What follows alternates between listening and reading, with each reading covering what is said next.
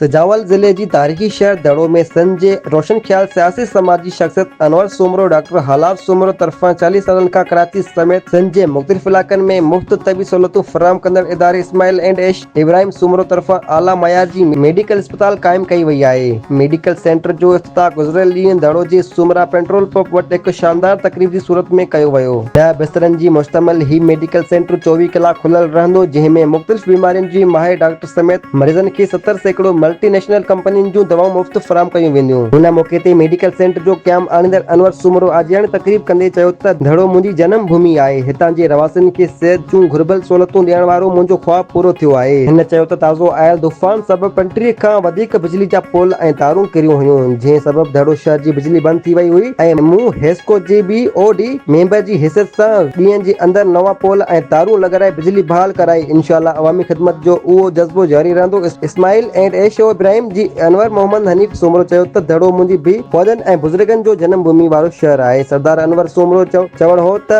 दड़े में medical centre जे क़याम अमल में आंदो आहे। इंशाअल्लाह तमाम जल्द दड़ो मेडिकल सेंटर खे लेबोरेटरी अल्ट्रासाउंड ऐं ॿियूं सहूलतूं फराम करे अवामी ख़िदमत जारी रखी वेंदी। उन खां अॻु डॉक्टर हालात सुमरो इकबाल सुमरो प्रेस क्लब दड़ो जे सदर एजाज अख्तर मेमून समाजी अगवान रशीद आज़ाद निज़ाम मेमून अब्दुल करीम सुमरो ऐं ॿियनि पिणु ख़िताब कयो। हींअर असां फील कयो हितां जो आवाम जेको तमामु ग़रीब आहे, मिसकीन आहे।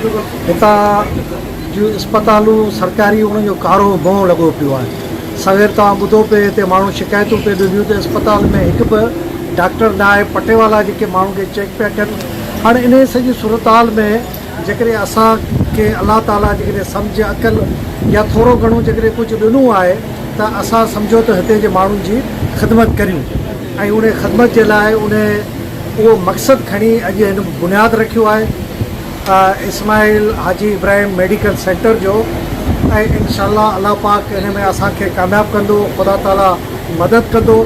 हितां जे शहरीन जे आसपास जे शहरीन जे ऐं ॻोठाणनि जे तावन सां पाण हिन सेंटर खे मज़बूत कंदासीं ऐं भरपूर ख़िदमत कंदासीं। मेडिसिन फ्री आहे, 1 रुपयो बि न ख़र्चंदो माण्हुनि जो। ठीकु आहे। नंबर 2 ते लेबोरेटरी वॾो कमु आहे इंशाअल्लाह। ॾिसूं था भाई 4 महीने 3 महीने हिनखे हलाईंदासीं पाण इंशाअल्लाह। लेबोरेटरी जाइ तव्हां कढो न कयो आहे जॾहिं आहे लेबोरेटरी जाइ पाण जेको जेको प्रोजेक्ट आहे स्पीड में हलायो तव्हां इंशाअल्लाह। हिन खां पोइ जेको आहे इंशाअल्लाह ताला लेबोरेटरी बि पाण इंशाअल्लाह ताला उनखे बि असांजे इरादो आहे त लेबोरेटरी बि हुजे, एक्सरे बि हुजे ऐं फ्यूचर अगरि हुजे त मां CT स्कैन ऐं MRI बि करे छॾींदुसि।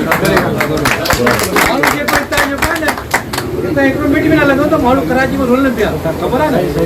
किरायो घणो आहे इंशाअल्लाह, तव्हांखे ख़बर आहे किरायो, पर हालात जेको आहे माशाअल्लाह पंहिंजी नौकरी छॾे आयो, वॾी ॻाल्हि आहे। नौकरी छॾे आयो वॾी ॻाल्हि आहे। हिकु एप्रिशिएट मां कयां थो पंहिंजी नौकरी छॾे। एनीवे अलहमदुलिल्लाह तव्हां शुरू कयो इंशाअल्लाह ताला। जेसिताईं ज़िंदगी तव्हांखे शइ मिलंदी। दुआ ई रखंदुसि।